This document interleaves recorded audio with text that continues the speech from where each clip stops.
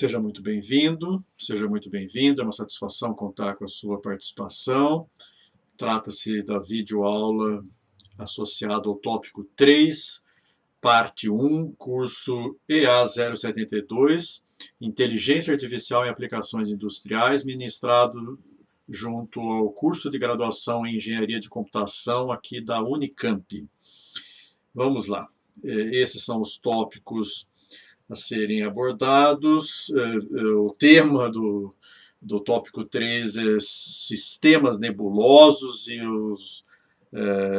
ele foi dividido em várias subseções, onde eu faço uma introdução à lógica nebulosa e com ênfase nos conjuntos nebulosos e sua formulação, fala um pouco de produtos comerciais, variáveis linguísticas e o assunto principal aqui, que vai permitir que a gente faça computação com regras, né?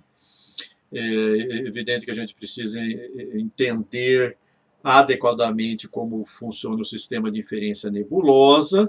Vou falar aqui do mais famoso sistema fuzzy, que é o ANFIS, sobre sistemas fuzzy genéticos, fazendo um vínculo com o tópico 2, recém-concluído, né? Falar um pouco também de controle nebuloso, que se trata da área mais bem-sucedida e com maior impacto social aí de controle nebuloso. Tá? Em termos de referência bibliográfica, eu vou mencionar apenas um livro. É evidente que há muitas outras referências, mas é uma homenagem a um colega da nossa faculdade, que é uma referência mundial na linha de sistemas nebulosos, professor Fernando Gomide. Por falar nisso, né, parte dessas notas de aula estão baseadas em notas de aula do curso que ele ministra na pós-graduação, também notas de aula do professor Adriano Cruz, da UFRJ, e na tese de doutorado de Miriam Delgado. Ok? As notas de aula do professor Adriano Cruz, por exemplo, foram liberadas com autorização dele.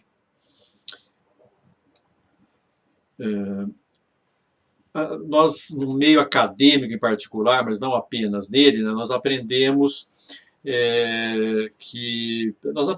a modelar o mundo como se ele fosse preciso, como se as informações que a gente trabalha e nas quais a gente se baseia fossem rigorosas e as verdades fossem categóricas, né?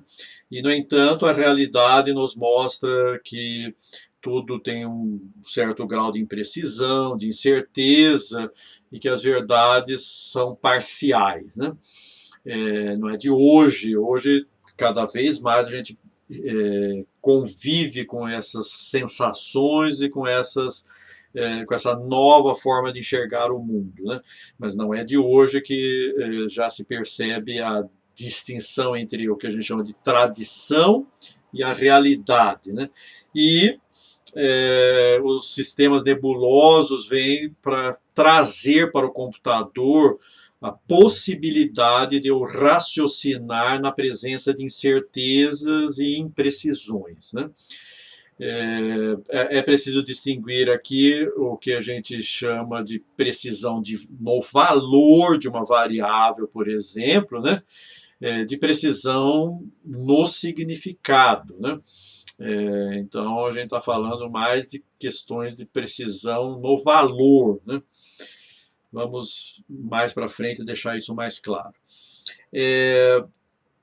Existem sistemas simples e existem sistemas complexos, e eu quero modelar todos eles para poder, inclusive, controlá-los, né?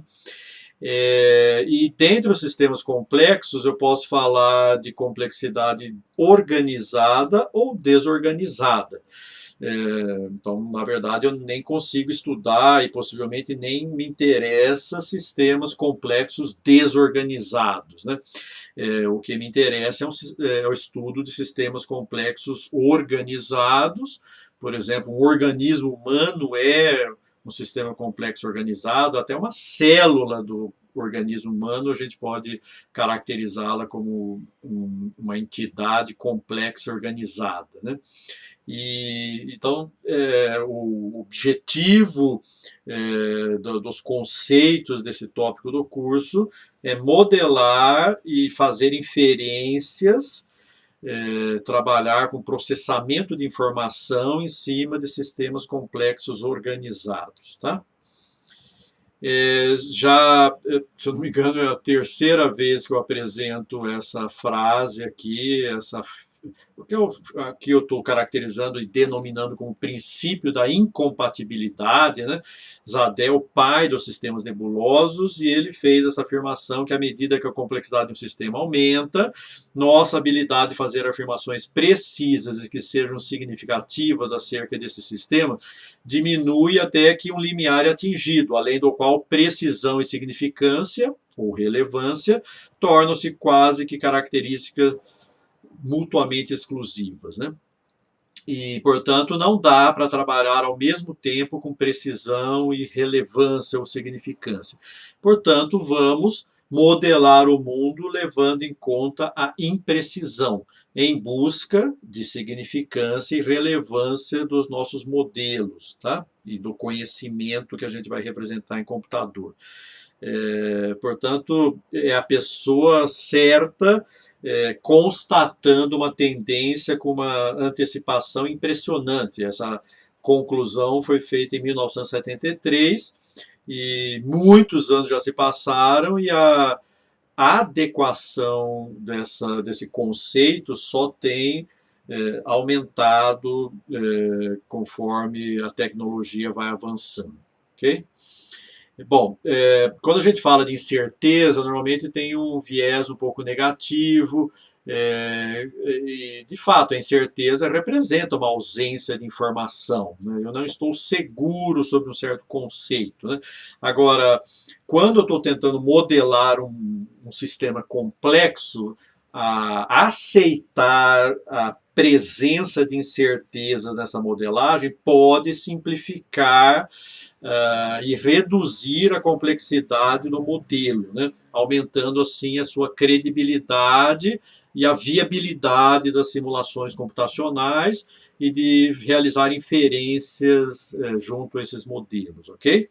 Então a incerteza pode trazer ganhos na tratabilidade e no processamento de informação, quando eu sei raciocinar e fazer inferência na presença de incerteza, né?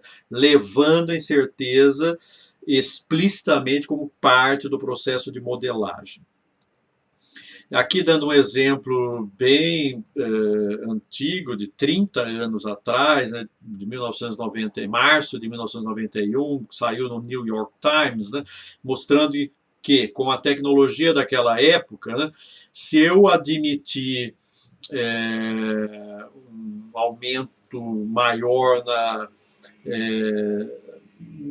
na distância até o ótimo, por exemplo, quando eu estou resolvendo o problema do caixeiro viajante, o tempo computacional, de novo, com a tecnologia da época, né, com a evolução da lei de Moore até 1991, né, o tempo computacional cai bastante, ou seja, para eu chegar a 3,5% de precisão em relação ao ótimo, admitindo uma queda de performance que fique na margem de 3,5 da solução ótima global, né? Eu precisava, naquela época, de 3 horas e meia para resolver o problema, né? Tornando a solução mais precisa, aumentando a restrição, né, ficar apenas a 1% do ótimo global, né, eu já ia para 2 dias de computação. E com um aumento um pouquinho maior, só indo para 0,75% do ótimo, né, 7 meses de simulação. Isso é apenas para dar para vocês uma noção de que a presença de incerteza pode reduzir, admitir incerteza, né, pode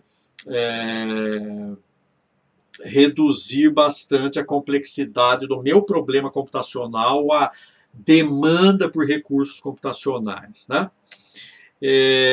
Quando a gente fala do conceito de sistema fuzzy, ou sistema nebuloso, numa tradução aqui para a língua portuguesa, né? Bom, tanto em inglês como em português, fuzzy, nebuloso, significa assim, com uma fronteira não muito bem definida, né?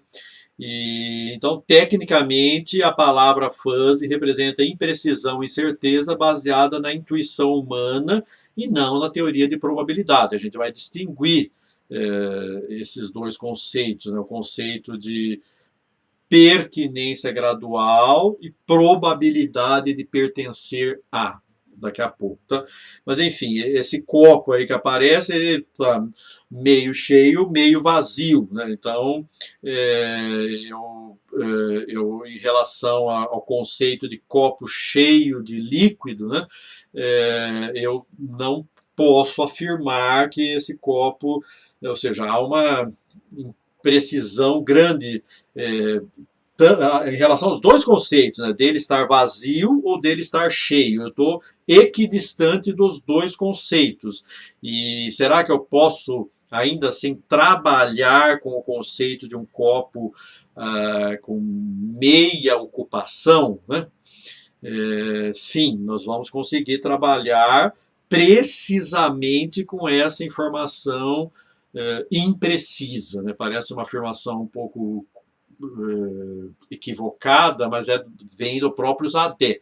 Então, a lógica nebulosa é uma forma precisa de se trabalhar com a imprecisão. Né? E aqui já vem o contraste, né, que a gente fala de pertinência de um elemento a um conjunto. Ou pertence ou não pertence. Isso é a lógica tradicional, a lógica proposicional, que vem lá de Aristóteles. Né? Aqui a gente vai conseguir falar de pertinência gradual. Então, eu estou a 0,5 de pertencer a copo vazio e a 0,5 de pertencer a copo cheio. Né? Então, é uma informação precisa de quanto é a incerteza, né? E de quão distante o copo está desses dois conceitos bem característicos. Ok? A história da lógica fuzzy vem de muitos anos, né? Já se falava em estender a lógica binária há um bom tempo, e a partir dos anos 60, com o Zadé, como já falei, o pai dos sistemas nebulosos, ele formalizou os conjuntos fuzzy, né, os conjuntos nebulosos, e aí começaram as extensões, as aplicações, desenvolvimento de controladores fuzzy, que é um grande sucesso aí na indústria, né, e pode-se dizer que nos anos 90 houve uma propagação bastante ampla de aplicações em todo o mundo, né? Muitas soluções que a gente vê aí, por exemplo, vou dar um exemplo, já que o Japão foi um dos pioneiros no desenvolvimento de tecnologias fuzzy, né? O controle automático de foco das máquinas fotográficas japonesas, que quase todas foram substituídas por celulares, né? Smartphones, com todos os recursos aí, né? Complementares, mas o foco das máquinas fotográficas japonesas, todos eles eram produzidos o controle automático de foco, né, automaticamente a partir de sistemas fuzzy, sistemas de controle fuzzy. Né? Há muitos outros exemplos, mas esse um exemplo já basta para ilustrar o poder dessas técnicas, a sua eficiência. E também a gente vai ver a interpretabilidade, porque se é um sistema baseado em regras, e né? Então eu carrego não só a performance do sistema, como também a sua interpretabilidade, maior do que, por exemplo, uma rede neural. A gente vai ver aqui que um sistema baseado em regras produz um mapeamento de entrada-saída. E mais, um sistema fuzzy também vai ser visto como um aproximador universal, ok? Como uma rede neural. Mas além desse poder de aproximação, ele tem a interpretabilidade praticamente explícita, né, das regras, né? Aqui tem, falando um pouquinho mais da evolução histórica, né, a gente pode dizer que, de fato, no meio dos anos 80 até quase anos 2000, né, a gente teve o boom aí dos sistemas fuzzy, aplicações em controle de freios, como eu já falei, controle automático de foco de máquinas fotográficas, câmeras e assim por diante, tá? Então, trata-se de uma tecnologia consolidada e de fácil uso, como nós vamos ver nesse tópico do curso. Os sistemas, a lógica fuzzy forma um tripé dentro da inteligência computacional, junto com as redes neurais e com a computação evolutiva, como nós já vimos, né? Aqui a gente não chama de inteligência computacional, o guarda-chuva aqui, o nome dele é computação flexível, né? Soft computing. E em soft computing a gente não fala de sistemas evolutivos, fala mais em raciocínio probabilístico, né, que também envolve redes bayesianas, tudo, mas enfim, a parte de inferência abdutiva está associada ao que está aqui no raciocínio probabilístico, tá? E a lógica fuzzy é dedutiva, por trabalhar com regras de inferência, e as redes neurais são indutivas, né? Bom, então vamos introduzir o formalismo matemático desse tópico. A lógica nebulosa, ela trata matematicamente, portanto, de forma precisa, informações imprecisas usualmente empregadas na comunicação humana. É uma lógica multivalorada que estende a lógica booleana, usualmente empregada em computação. Tanto é verdade que, se você eliminar a imprecisão, a lógica fuzzy, a lógica nebulosa, colapsa para a lógica booleana, ok? Mostrando que se trata de uma lógica totalmente precisa e dedutiva, né? Mais uma citação que mostra a importância de considerar a imprecisão na modelagem, né? A fala aqui de Bertrand Russell, né? Não se imagina como tudo é vago, até que se tente fazê-lo de modo preciso. E não conseguindo, se eu puder trabalhar com informações imprecisas, eu posso ir bem mais longe, né? Do que requerer que eu aproxime o mundo como se ele fosse preciso, ok? O mesmo Bertrand Russell, ao tentar formalizar a matemática, encontrou no paradoxo do mentiroso de Creta a possibilidade de algo ser e não ser ao mesmo tempo. Isso é algo que a gente já comentou e vai falar um pouco mais, né? Que no limite um sistema baseado em regras acaba criando inconsistência, ou seja, sempre vão ter regras ali dentro que não podem ser provadas como verdadeiras ou falsas, tá? Então vamos ler aqui. É fato que o filósofo cretense... Bom, não, vamos lá. O filósofo cretense dizia que todos os cretenses mentem. Se ele mente ao falar isso, então ele vai estar falando a verdade, né? E se ele fala a verdade, então ele está mentindo, ok? Então não dá a afirmação de que o filósofo cretense dizer que todos os cretenses mentem, tá? Pode ser e não ser verdade ao mesmo tempo, ok? Então, isso caracteriza sistemas baseados em regras, inclusive sistemas nebulosos, né? E eu já coloquei para vocês que isso não impede que a gente utilize sistemas baseados em regras, desde que não atinja esse limite. Agora, quanto mais complexo o sistema que eu tenho que modelar, maior é a chance das regras entrarem em inconsistência, né? As regras não escalam bem, a gente vai voltar a falar disso quando formos falar na parte 2 do curso de sistemas especialistas, tá? Mas, enfim, há algumas questões em aberto aí, ou algumas inconsistências, e que nesse contexto de modelagem na presença de imprecisão, né, elas aumentam ainda mais, né, regras contraditórias, a gente vai ver que é possível que elas sejam, né, embora se espere que essas contradições não sejam totalmente antagônicas mesmo, né? E, enfim, a gente vai chegar lá. Então, vamos dar mais alguns passozinhos aqui.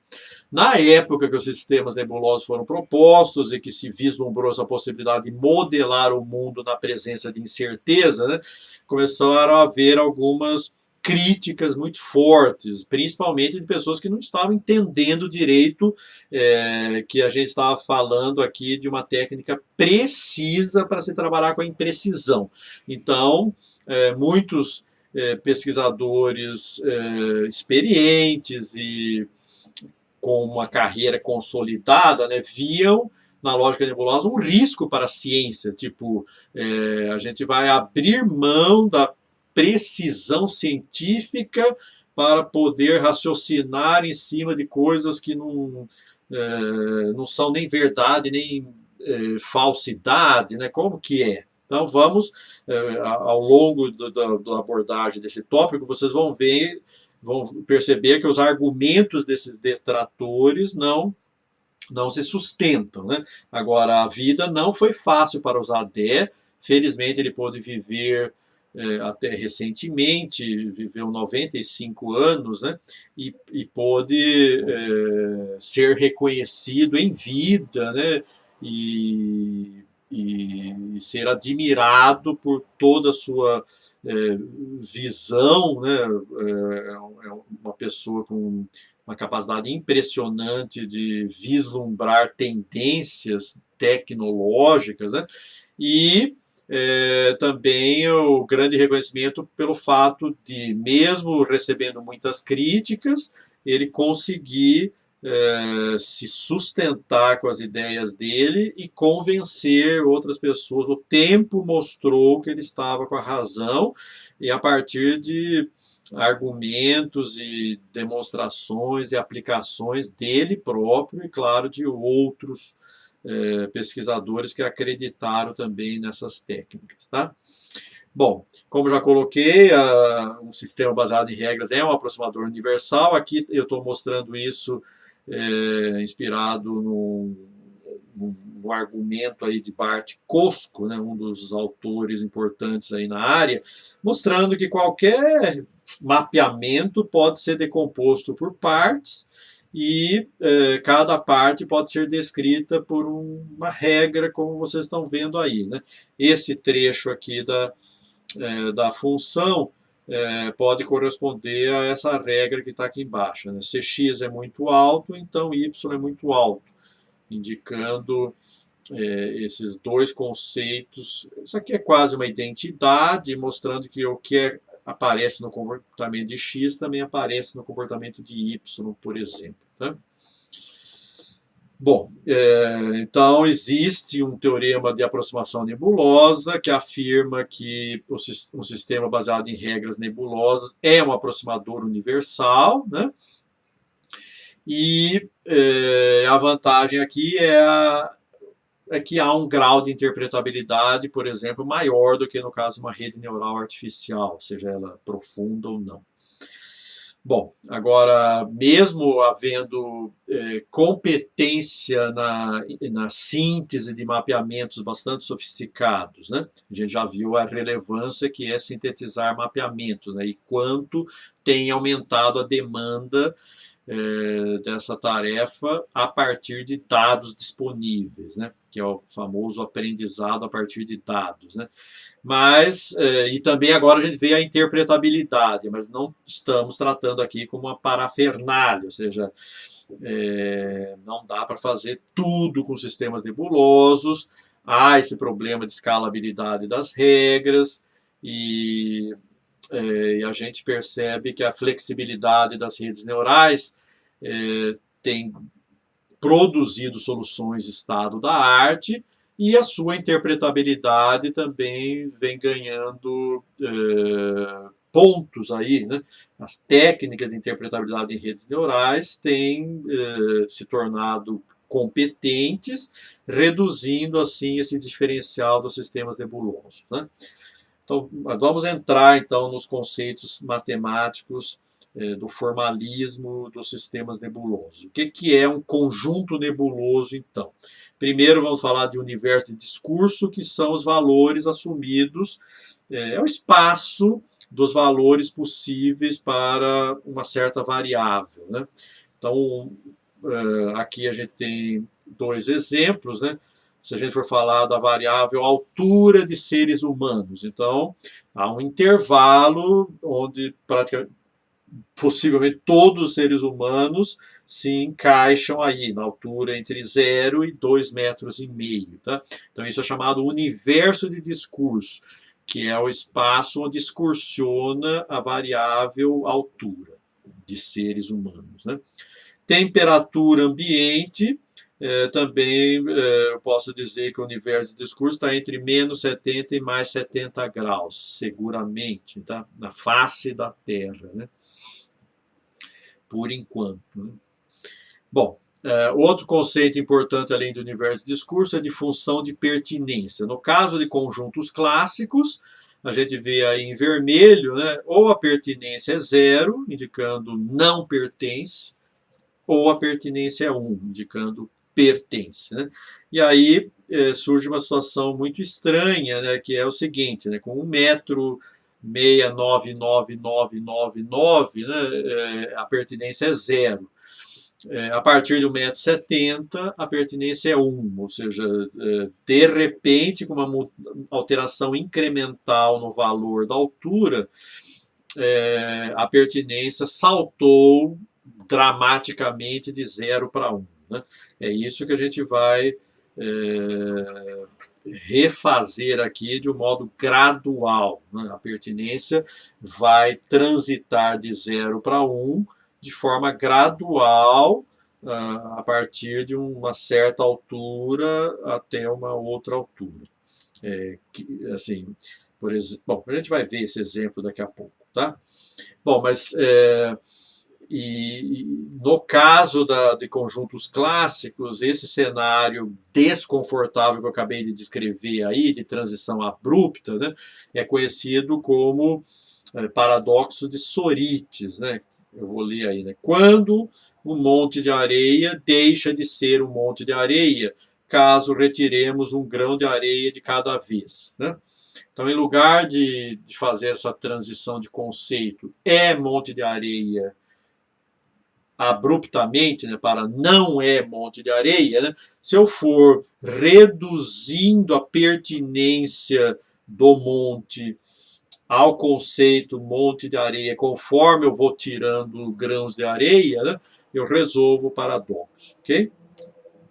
Então, mas antes disso, vamos sedimentar aqui os conceitos válidos para conjuntos clássicos, onde a pertinência é só 0, 1, eu só tenho os conceitos de pertence ou não pertence, ou em termos lógicos, né, só tenho os conceitos de falso e de verdadeiro. Né? Então, nesse slide aqui, eu resumo tudo que está associado a conjuntos clássicos, né? União, interseção, complemento, diferença, comutatividade, associatividade, distributividade, idempotência, identidade e leis de De Morgan. Tá? Não vou entrar em detalhes aqui. A união de um conjunto, ainda no conceito de conjuntos clássicos, né? A união de um conjunto com seu complemento forma o conjunto universo. A isso eu chamo de lei da exclusão do meio.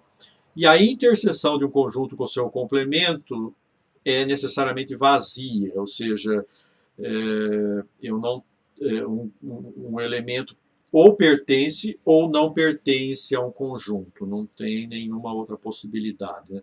Portanto, é a chamada lei da não contradição.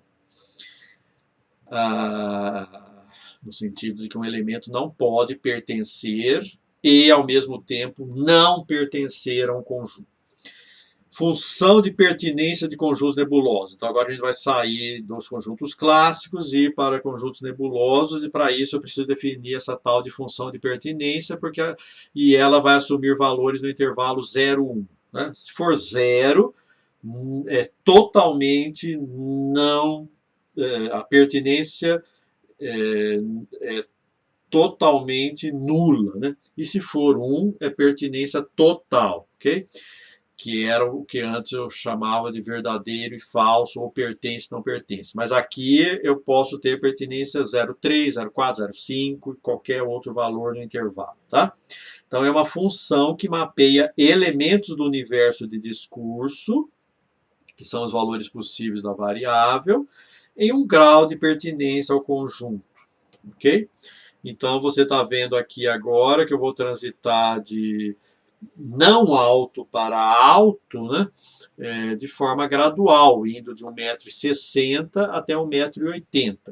É claro que essa definição aí da translação do conjunto, né, depende do ambiente onde eu estou. Se eu estou num ambiente de pessoas mais altas, a pertinência ao conjunto de pessoas altas pode ser acima de 1,80 m, por exemplo, a pertinência total, ok? Mas, de qualquer modo, esse conceito de pertinência gradual e de função de pertinência aqui me ajuda a trabalhar melhor com a incerteza, tá? Então, agora, para definir um conjunto nebuloso, eu preciso associar a cada elemento o seu grau de pertinência àquele conjunto, certo? Como definido nessa notação aqui embaixo. Bom, se há uma função de pertinência, eu posso falar de propriedades dela. Uma propriedade que normalmente é mantida é de que ela é unimodal, ela tem um único pico, né? Um único valor máximo ali. Mas poderia ser bimodal, aí já entra em algumas outras lógicas, em alguns cenários que nós não vamos detalhar aqui por serem mais avançados. Né? Um conceito importante é a função de pertinência chamada singleton, que ela é um único valor do universo de discurso e é 0 para todos os outros valores. E, portanto, não há pertinência gradual, e a conversão de informações certas e não fuzzy, né, para um universo fuzzy é feita usando o conceito de singletons, ok? A pertinência clássica está ilustrada aqui, os elementos ou pertence 0, ou, aliás, 1, né, ou não pertence 0 ao conjunto, e já mostro aqui um tipo de função de pertinência muito utilizado, que é a triangular, para o qual eu preciso definir 3 parâmetros. Né? Então, aqui vocês estão vendo o conjunto das alturas médias, ilustrado por essa pertinência gradual aí. 1,7 é o protótipo de altura média, portanto, a pertinência é 1. Né? Baixou ou subiu em relação a 1,7, a pertinência ao conjunto de alturas médias vai caindo linearmente nesse exemplo, nesse tipo de função de pertinência. Tá? Usando apenas funções triangulares, eu posso particionar o universo de discurso em vários conjuntos. Nesse caso aqui, eu estou utilizando 5 conjuntos, né, associando a temperatura. Né? E o número de partições que eu faço no universo de discurso define o que a gente chama de granularidade do universo de discurso. Tá? Eu poderia ter usado 3, granularidade 3, aqui eu estou usando granularidade 5, mas poderia ser maior. Claro que quanto maior a granularidade, maior é o número de regras, maior o número de detalhes do sistema. Né? Como eu coloquei, eu preciso de 3 parâmetros para definir completamente uma função triangular, supondo que ela não seja simétrica, né? Se ela for simétrica, eu preciso de apenas 2 parâmetros, né? Também temos, são bastante famosas as funções trapezoidais, sigmoidais e principalmente a gaussiana, que a gente já estudou e já usou ali no contexto de funções de redes neurais com função de ativação de base radial, né? Aqui é os mesmos conceitos ali de temperatura, mas agora, em lugar de usar uma função de pertinência triangular, eu estou usando uma função gaussiana. Uma diferença básica aqui é que a função triangular se anula depois de um certo valor, enquanto que essa função gaussiana, a pertinência nunca é nula, né? Apenas em menos infinito e mais infinito, ok?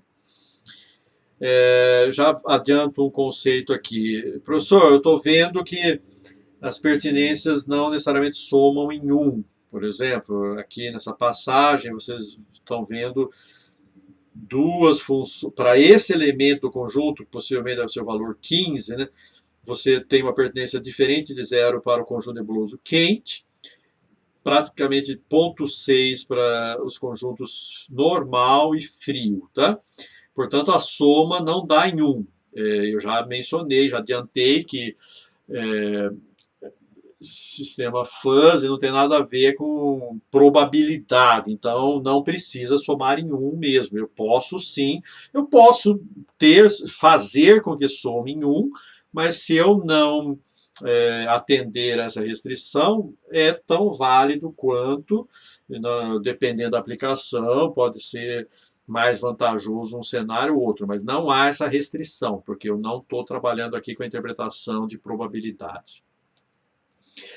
Veja aqui, usando esse conceito de funções, aqui já não é bem uma função gaussiana, né? Porque eu estou zerando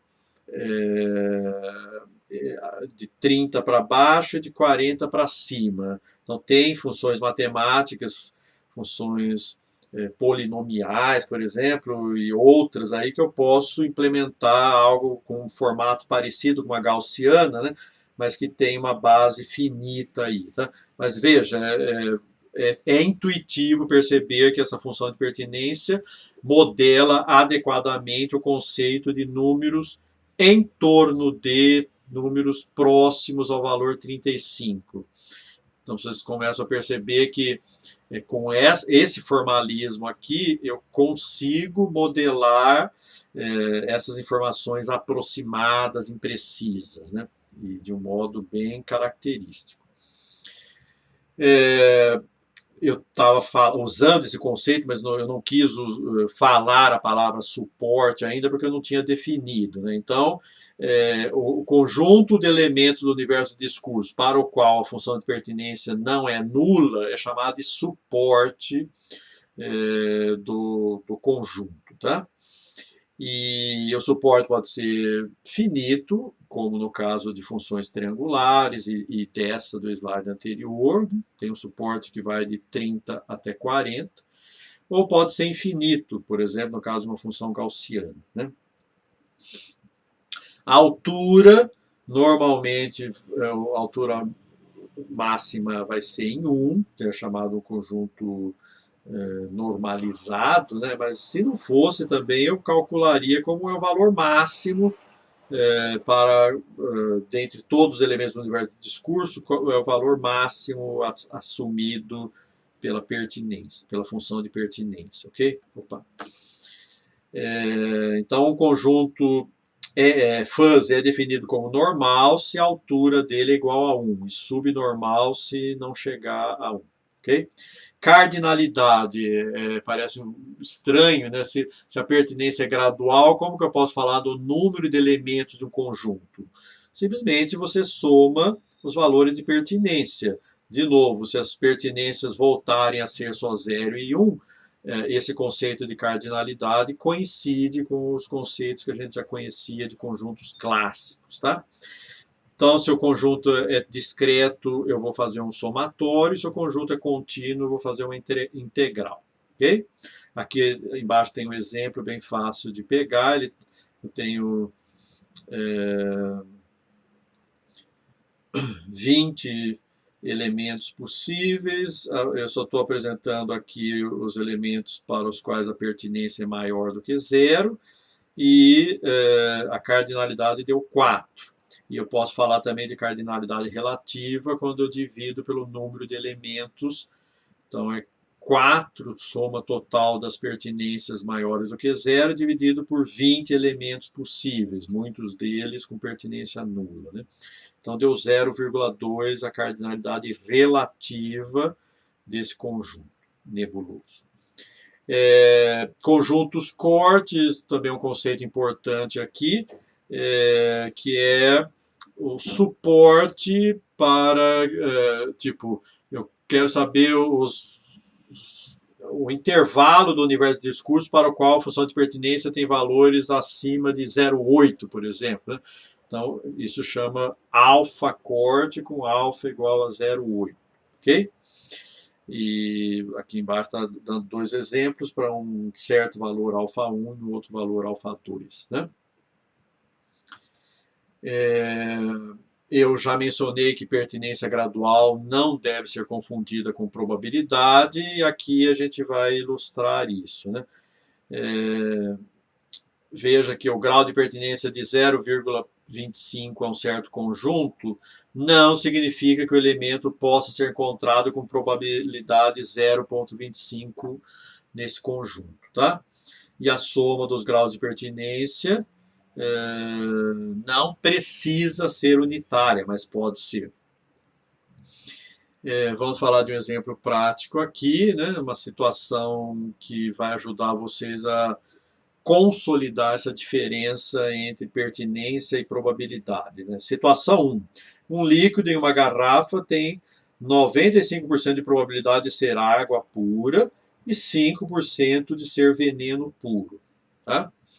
Situação 2. Um líquido em uma garrafa tem pertinência 0,95 ao conjunto das garrafas com água pura e de 0,05 ao conjunto das garrafas com veneno puro.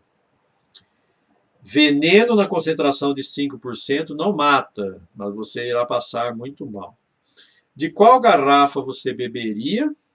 Quem não quer colocar a sua vida em risco e sabe responder essa pergunta, aprendeu a diferença entre pertinência e probabilidade. Então vamos lá. A resposta é: eu beberia da garrafa da situação 2, né? Porque ela indica que de fato eu tenho água, 95% de água e 5% de veneno, né? Por isso essas pertinências. Já na situação 1, eu posso ter 0% de veneno, que é 95% dos casos, mas em 5% dos casos eu tenho 100% de veneno. Então eu tenho um risco de perder a minha vida se eu opto pela situação 1, e esse risco é de 5%. E eu tenho 100% de segurança de que eu vou continuar vivo na situação 2. Ok? Vamos falar agora de subconjuntos nebulosos, que é o caso em que se as pertinências de qualquer elemento do universo de discurso ao conjunto A for sempre menor ou igual às pertinências ao conjunto B, então o conjunto A está contido ou é igual a B. Tá? Também cabem as operações de interseção e união. Quando a interseção normalmente é implementada com a função mínimo, mas eu posso ter normas diferentes da função mínimo, ok? Que é uma generalização do conceito de interseção. O mínimo é uma das normas possíveis. Aqui, bom, todas elas têm que obedecer essas 4 propriedades aqui. Perceba que o mínimo obedece, né? E aqui eu estou dando alguns exemplos de, além do mínimo, né, eu tenho o produto algébrico, é uma T-norma também, que obedece aquelas 4 propriedades do slide anterior, né?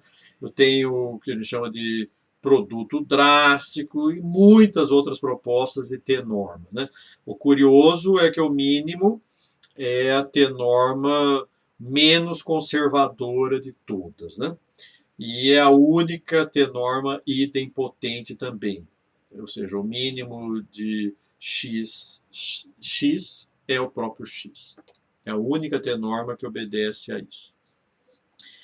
A união está associada com S-normas, sendo o máximo a mais conhecida, né? E tem que obedecer essas 4 propriedades aqui para ser uma S-norma e o máximo obedece, né?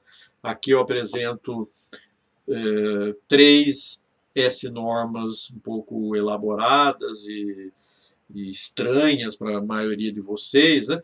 Mas, enfim, se vocês forem conferir, vocês vão ver que esses operadores obedecem aquelas 4 propriedades do slide anterior, portanto, são S-normas, né? E, curiosamente, o máximo, que é uma S-norma, é a S-norma mais conservadora de todas, né? Ou menos conservadora se você olhar sobre um outro prisma, ou seja, a pertinência, quando eu falo de máximo, comparado com qualquer outra S-norma, é a mínima possível. Tá? E também o máximo é a única S-norma idempotente.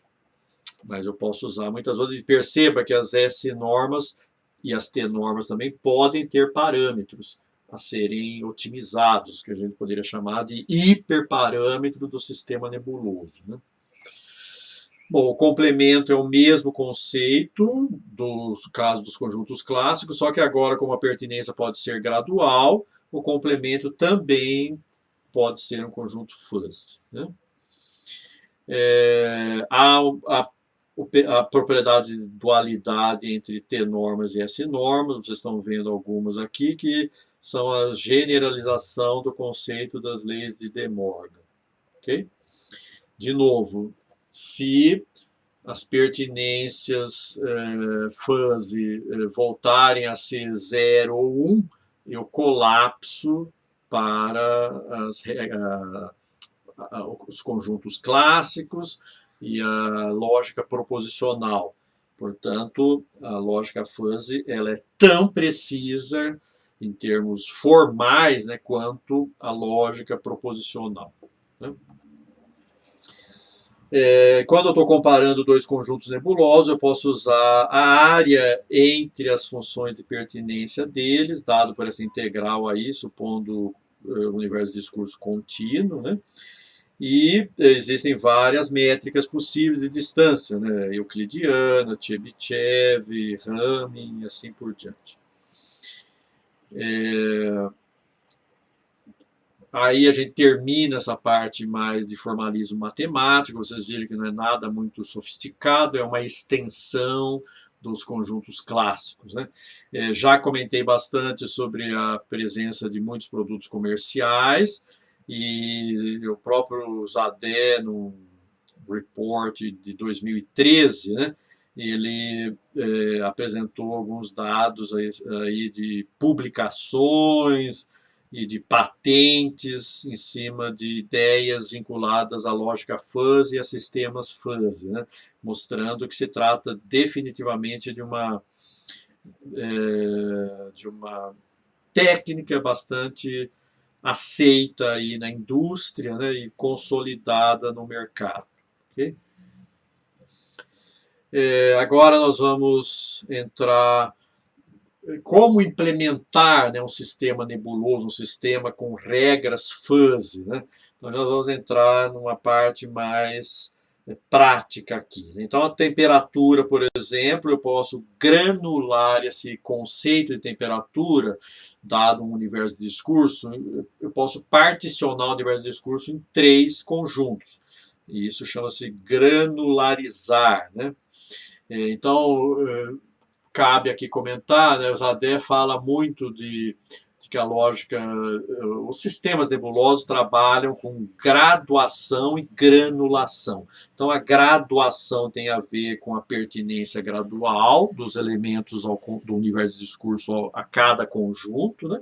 E cada conjunto granula, né, ajuda a particionar o universo de discurso. Então a gente está vendo aqui o universo de discurso particionado em grânulos de informação, tá?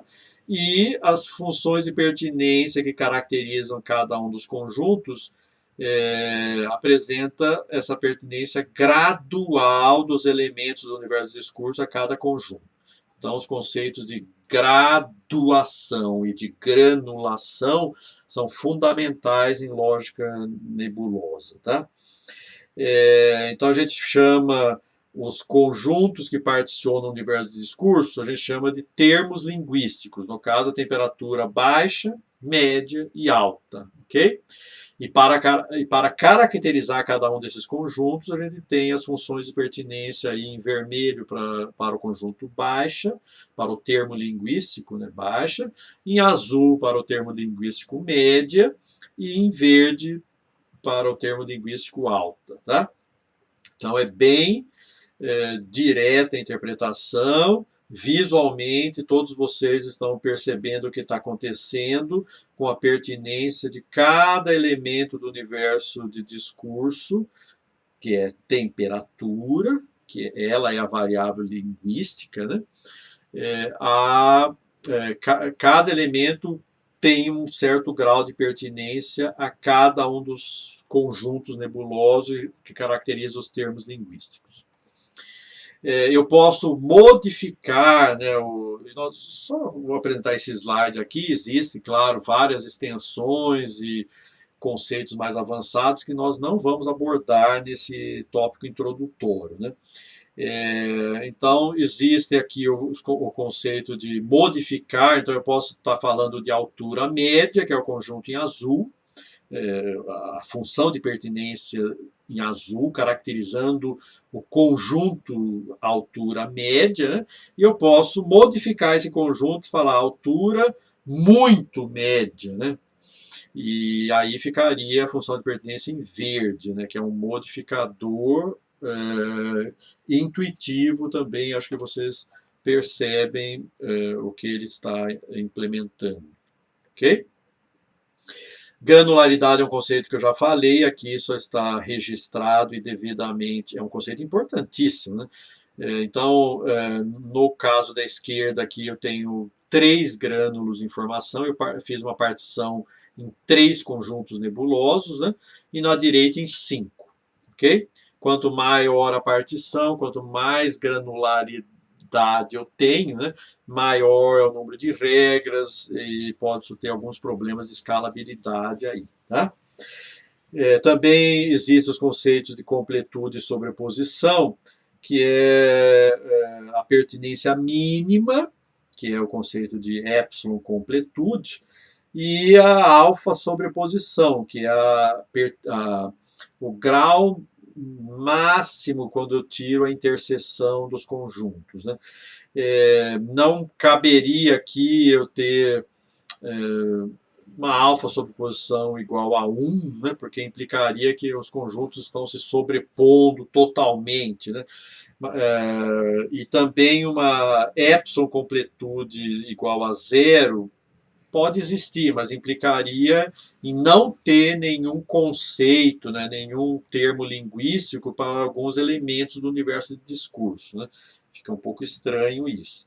Enfim, nós não vamos avançar nesse nível, mas são conceitos importantes aqui, caso vocês se defrontem com eles em algum momento.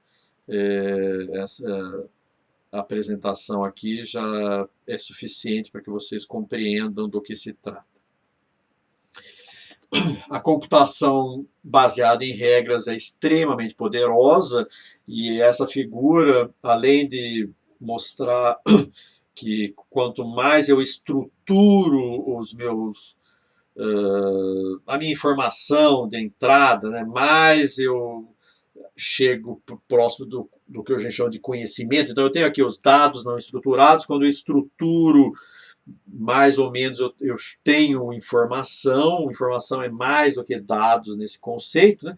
E quando eu trabalho em termos linguísticos, de regras, fuzzy, eu chego ao que a gente chama de conhecimento, tá? Então, um sistema baseado em regras, por essa figura aqui, ele realiza uma partição do universo de discurso, de modo que eu possa definir conhecimentos associados a regiões desse universo de discurso, como vocês estão vendo aí na figura mais à direita, né? Então, esse conceito de que as regras segmentam o universo das variáveis do problema, né, ele é muito importante e é algo que a gente usa bastante, né? Então, por exemplo, quando eu me percebo numa situação de perigo, eu aciono um modo de comportamento bem diferente daquele, um conjunto de regras, vamos dizer, bem diferente daquele, regras de comportamento, né? Bem diferente daquele em que eu não me percebo numa situação de risco, né? O meu comportamento numa situação de risco está baseado em regras diferentes do meu comportamento numa situação de não risco, ok?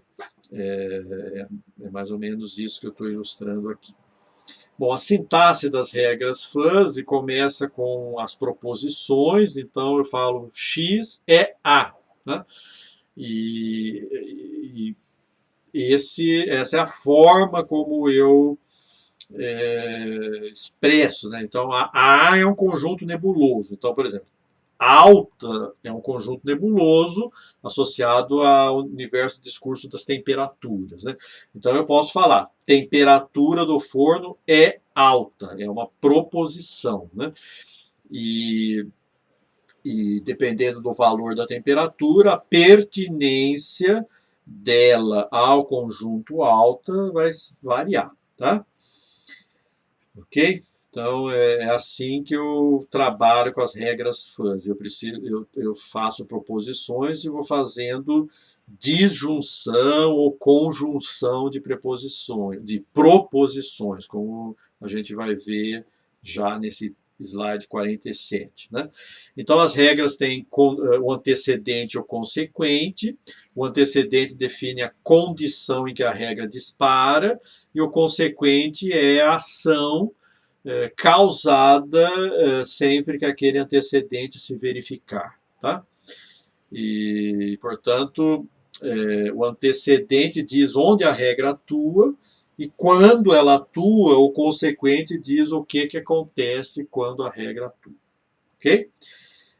Então, eu posso ter várias condições associadas ao antecedente e várias condições também associadas ao consequente, como vocês estão vendo aí nas regras P e Q dos exemplos. Os sistemas nebulosos, quando a gente fala de inferência a partir de regras, né, eles generalizam o que a gente chama de modus ponens, né? Então, Aristóteles já afirmava, né, todos os homens são mortais, é uma regra, é um axioma de partida, portanto, é uma afirmação verdadeira. Sócrates é o homem, é outra afirmação verdadeira. E aí eu posso inferir por dedução lógica, né, por modus ponens, que Sócrates é mortal, né? E eu vou generalizar isso agora usando as imprecisões que eu posso modelar agora com o conceito de fuzzy, né? Então, se eu tenho um fato X é A', ou seja, X não é exatamente A, X tem uma pertinência gradual ao conjunto A, tá? Porque ele não é A, ele é A', né? E tendo a regra, se X é A, então Y é B, a minha inferência vai ser Y é B', não é exatamente B, ok? E pegando o exemplo do slide anterior, né, se eu tenho a regra, né, que homens altos são pesados e eu tenho a informação parcialmente verdadeira de que João é alto, então a minha conclusão é que João é parcialmente pesado, ok? Então uma conclusão precisa mas trabalhando em cima de uma informação imprecisa. Essa figura já começa a trabalhar o conceito de conjunção nebulosa, falando de métodos de Mandani e Larsen, que é o seguinte, né? Quando eu tenho múltiplas regras, como que eu defino o grau de ativação delas e como que eu faço a inferência ao final, né? Como que eu agrego a ativação de múltiplas regras, ok? Então a gente está vendo aqui que se eu tenho um valor 35 para a temperatura, né? 35 graus, por exemplo, e tenho dois conjuntos, né? Conjunto de temperatura normal e de temperatura quente. Tá? Então, a temperatura 35 graus tem pertinência 0,4 ao conjunto das temperaturas normais e pertinência 0,6 ao conjunto das temperaturas quentes. Tá? Então é bem direto, computacionalmente é muito fácil de obter esses graus de pertinência, uma vez definidas as funções de pertinência, né? E também visualmente, usando linguagem natural, a gente também consegue extrair essas informações. Aqui é talvez o slide mais importante do tópico, né? Ele está mostrando como que eu faço para definir o grau de ativação de uma regra e como a regra vai participar na ação do agente. Né? Então, se eu tenho condição, ação nas regras, e cada regra contribui com uma certa proposta de ação no consequente, então a ação vai ser uma combinação ponderada pelas ativações das regras. Veja, se eu tenho duas condições no antecedente da regra, se x é A e y é B, então Z é C, tá? Então, dependendo do valor de x, do valor de y, eu tiro, por exemplo, o mínimo entre os dois para definir a ativação da regra 1, tá? E o consequente dela vai contribuir no consequente agregado, né, com essa participação que está em azul aqui. Né? Já a regra 2 tem um mínimo um pouco superior e o seu consequente vai atuar com um pouco mais de participação do que o da regra 1. Tá? A gente vai falar daqui a pouco como construir as regras. Tá? Por enquanto eu estou mostrando como usar uma regra para uma certa situação de valor de x e y, por exemplo. Né? Então, supondo que apenas essas duas regras atuam com essas pertinências aqui, né? Então o consequente agregado vai trabalhar com essas duas participações que estão em azul aí, tá? E o método de Mandani faz como, né? Ele tem o método de Larsen, né, que em lugar de cortar o triângulo ou a gaussiana, né? Aqui vamos falar só de triângulo, né? Cortar, como vocês estão vendo aqui, ele simplesmente mantém o formato triangular e reduz a altura, ok? Isso é chamado método de Larsen. Tanto o Mandani quanto o Larsen, e o Larsen trabalha com o produto e o Mandani com o mínimo, né? E na hora de tirar o agregado, né, você vai fazer a união da participação de todas as regras, por isso que chama máximo dos mínimos. Então, a ativação da regra é dada pelo mínimo das ativações do antecedente e a participação dos consequentes é a união, é o máximo das pertinências agregadas, como vocês estão vendo aqui, no caso de cima, Mandani, e no caso de baixo, Larsen. Tá? E agora, eu ainda tenho em verde aqui dois conjuntos nebulosos, né? E eu precisaria defasificar para obter a saída Z, que é o resultado da participação das regras. Né? E eu posso, então, Bom, daqui a pouco eu vou falar sobre, vou te falar já, vai. A defasificação pode ser via centro de gravidade, como vocês estão vendo, você tira aí esse valor de Z da figura, é o centro de massa dessa estrutura, supondo que ela tem um peso uniforme, uma massa uniforme, né?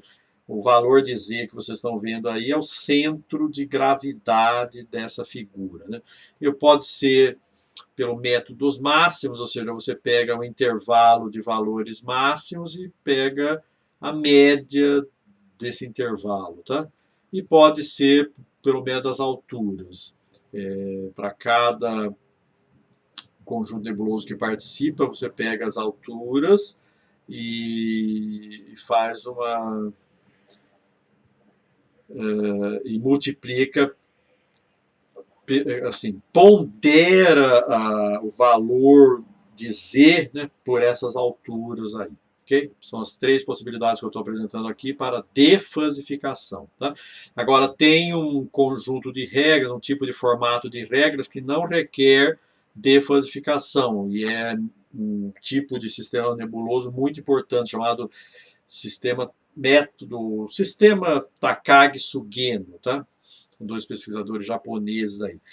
A diferença para os slides anteriores é que o antecedente é igualzinho, mas o consequente não é um conjunto nebuloso, é uma função das variáveis da entrada. Estão vendo aí f de xy, tá? Claro que eu preciso definir a melhor função para cada regra, a gente já vai falar de como fazer isso daqui a pouco, né? Como montar as regras. E aí o consequente, o agregado, é simplesmente uma média ponderada das funções do consequente, onde a ponderação é dada pelo mínimo da ativação do antecedente. Os sistemas Takagi-Sugeno são os normalmente utilizados aí quando a gente fala de controle fuzzy, né? Muito bem, após falar das regras, de como agregá-las e de como ativá-las, né, então aqui eu formalizo um sistema de inferência fuzzy, um sistema de inferência nebulosa. Ele é formado por um conjunto de regras que, dada uma entrada x, né, esse x aqui da entrada contém todos as variáveis do antecedente das regras. Então, é um vetor que contém esse x, esse y, por exemplo. Tá? E, então, todas as regras aqui, dada a entrada, vão ter um grau de ativação, e os consequentes das regras, que vão ser esses B' aqui, vão ter que ser agregados, formando uma única função de pertinência, e eu vou ter que passar por um processo de defasificação para obter uma única saída numérica aí do sistema nebuloso baseado em regras. Exemplo, né? Se eu tenho um sistema de regras para comandar a direção de um veículo autônomo, né? Então o y aqui seria o ângulo e x seriam todo o monitoramento que eu estou fazendo do ambiente no entorno do veículo ao todo, tá? E a partir das informações colhidas do meio, eu defino o ângulo de direção do veículo autônomo, né? A partir da agregação de regras e da defasificação, que vai me dar, por exemplo, o ângulo de 34 graus, um valor numérico único, e que a gente chama CRISP, né? O valor CRISP, que não é fuzzy. Okay? O sistema Takagi-Sugeno, sistema de regras baseado naquele formato Takagi-Sugeno, né? Pode ser apresentado como se fosse uma rede neural, gerando o que ficou conhecido como sistema ANFIS, Adaptive Neural Fuzzy Inference Systems. Né? E eu posso, inclusive, aplicar gradiente, backpropagation nesse sistema para ajustar o formato das funções de pertinência e os parâmetros das funções do consequente lá, esses Fs que aparecem aqui, tá? Então, por isso que chama sistema neurofuzzy. Ele é um sistema, ele é uma rede neural particular que também representa um sistema de regras e permite a aplicação de treinamento a partir de dados para reduzir o erro na saída, como nós vimos lá em redes neurais, né? Então, ele mantém um certo poder de interpretabilidade e ganha agora o poder de aprendizado a partir de dados via gradiente descendente. Então, é um sistema bastante flexível. Aqui vocês estão vendo uma outra forma de sintetizar, de se chegar às regras. Aqui via gradiente descendente, reduzindo, por exemplo, o erro quadrático médio na saída do mapeador. Tá? E aqui é evoluindo o sistema fuzzy, por exemplo, para fazer a classificação dos famosos, das 3 espécies lá de íris, né, que é uma flor, né, que a partir são 50 amostras por classe, 3 classes e 4 atributos: comprimento e largura da pétala, comprimento e largura da sépala. Tá? Esse sistema evolutivo produziu apenas 4 regras. O número de regras também é definido pelo próprio sistema. O que entra no antecedente de cada regra, como vai ser a função do consequente e o formato das funções de ativação. Então, vocês estão vendo aqui formatos trapezoidal, triangular, gaussiano, tá? E o posicionamento dessas funções também é otimizado durante o aprendizado, no caso aqui, durante a evolução do sistema. Tá? Então, é uma técnica também bastante poderosa de síntese e que tende a produzir sistemas com regras bastante especializadas.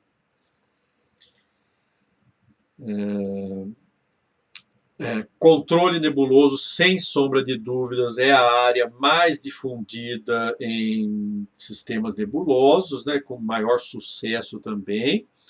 E Bellman, o mesmo pai aí da programação dinâmica, tem algumas contribuições e eu gostaria de destacar uma afirmação dele que eu sempre uso em cursos na área de controle: não se controla aquilo que não se conhece. Né?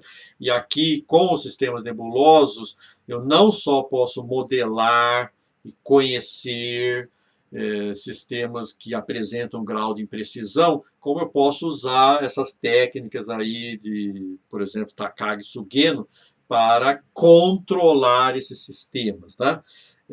Então, ele afirma que 2 objetivos no estudo científico da natureza, né, do ambiente, do mundo à nossa volta, aí, são: tá? Nós queremos entender o mundo e controlá-lo. Tá? Particularmente, o engenheiro tem esses objetivos muito claros. Né? E esses 2 objetivos, um reforça o outro, particularmente no contexto desse curso. Como falei, né? A modelagem, levando em conta a imprecisão, aumenta o meu poder de compreensão do mundo.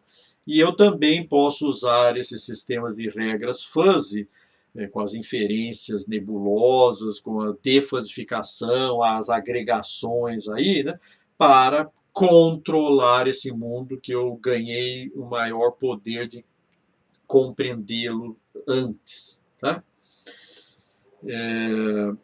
Por falar em controle, aqui a gente vai apresentar, então, a gente já viu que eu posso evoluir as regras, eu posso aprender as regras por gradiente descendente, mas eu também posso sintetizar um sistema nebuloso a partir de uma abordagem top-down.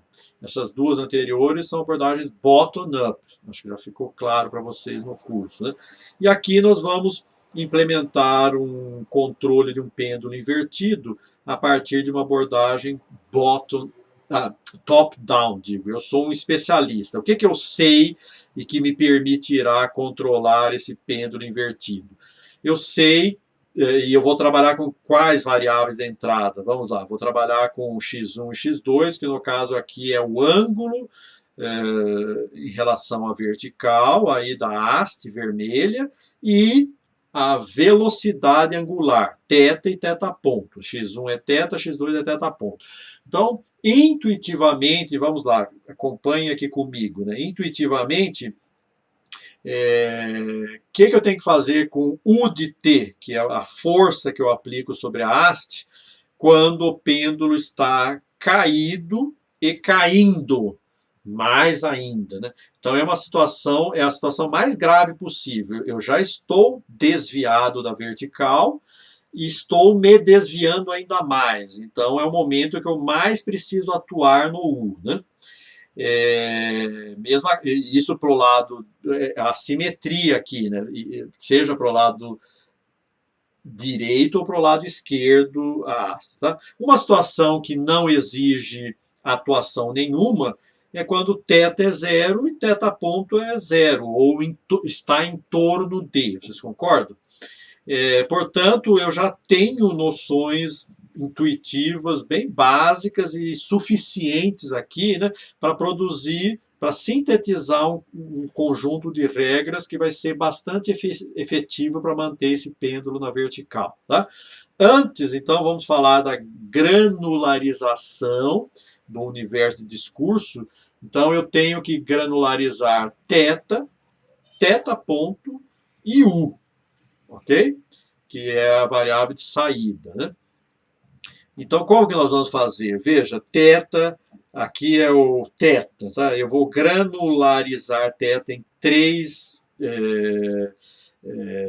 termos linguísticos, tá? Baixo, médio e alto, por exemplo. Ou negativo, zero e positivo, como está aqui. NZP, né? Poderia ser 5? Poderia, mas a gente vai ver a seguir que isso aumentaria muito o número de regras. Então, tá aí. θ está sendo granularizado em três termos linguísticos, ou seja, eu estou particionando o universo de discurso em três conjuntos nebulosos. Né? O mesmo eu vou fazer para θ ponto, que é a taxa de desvio da vertical, né? Negativo, zero e positivo. E já para o torque, eu estou fazendo uma partição em 5 níveis, tá? Negative big, negative, zero, positive, positive big, tá? Ah, professor, os dois triângulos aqui, o mais à esquerda e o mais à direita, eu não faria assim, eu faria um trapézio, continuaria em 1 até 25 aqui e aqui também. Eu também faria isso, tá? Eu estou tomando esse material do professor Adriano Cruz, da Federal do Rio de Janeiro, e, enfim, não há problema tão grande em ele ter feito assim, mas não é usual mesmo, né? Eu já mostrei cenários onde o último triângulo ali vira uma espécie de trapézio, uma metade de um trapézio, tá? Mas então, vamos lá. Então eu tenho 3 partições para o θ, 3 partições para o θ ponto e 5 partições para o U. Agora eu pergunto, né? Vamos lá. Voltando aqui para a figura do pêndulo. E supondo que positivo é sentido anti-horário. Né? Quando θ é positivo e θ ponto é positivo, eu tenho que atuar muito fortemente no U. Então vai ser positive big. Tá? No outro extremo, quando θ é negativo e θ ponto é negativo, eu estou piorando ainda mais o cenário que já está ruim, né? Então o U vai ter que ser negative big. São as duas situações em que eu tenho que mais intervir no meu sistema, com mais energia. Né? Terceiro exemplo aqui, com o θ zero e θ ponto zero, o U pode ser zero também. Ok? Então, com essa ideia intuitiva de controle, né, se o pêndulo tende para cá, eu tenho que dar um peteleco nele para retornar. Se ele tende para lá, eu tenho que fazer o contrário. São somente esses conceitos de um especialista que eu vou usar aqui nessa abordagem top-down. Tá? Então, tendo as 3 partições aí que estão em vermelho e azul das regras, né? X1 é θ, X2 é θ ponto, né? Vocês estão vendo em verde o meu projeto do consequente das regras, né? Que é exatamente como eu falei. Quando θ é positivo e θ ponto é positivo, a minha ação de controle U tem que ser positive big. Negative, negative, negative big. E 0, 0, 0. As outras 6 posições aqui, vocês, por favor, tentem verificar que há consistência também na definição delas, né? Então, essa parte em verde é preenchida de forma top-down por um especialista em controle, que sou eu e é você. Ok? Agora é só usar esse sistema. As partições estão definidas, as 9 regras estão definidas. Veja, por que 9 regras? Porque eu tenho 2 antecedentes, cada um com 3 partições. 3 vezes 3, 9. Se fossem 4 partições cada um, seriam 16 regras. 5 partições, 25 regras. Aí vocês veem que a coisa pode ir longe, tá? E tá aí o projeto de um sistema de controle nebuloso numa abordagem top-down. E nós já vimos 2 abordagens bottom-up também, como já falei. A evolutiva e a baseada em aprendizado por gradiente descendente. Como referência bibliográfica, eu menciono apenas aqui o livro dos professores Pedrix e Gomide, sendo Gomide professor aqui da Unicamp, um dos nomes mais importantes na área de sistemas nebulosos. Esse é um livro recomendado como base aqui para o curso, por ter uma ênfase grande em engenharia e também por ser um dos livros mais interessantes e completos aí em sistemas nebulosos, tá? Mas é evidente que há muitas outras bibliografias, inclusive citadas nesse livro aqui. Então a área se consolidou nos anos 90 e se mantém com um espaço grande aí na indústria até os dias atuais, ok? Então agradeço pela atenção e me despeço aqui, concluindo essa videoaula associada ao tópico 3 da parte 1 do curso de Inteligência Artificial em Aplicações Industriais aqui da Unicamp.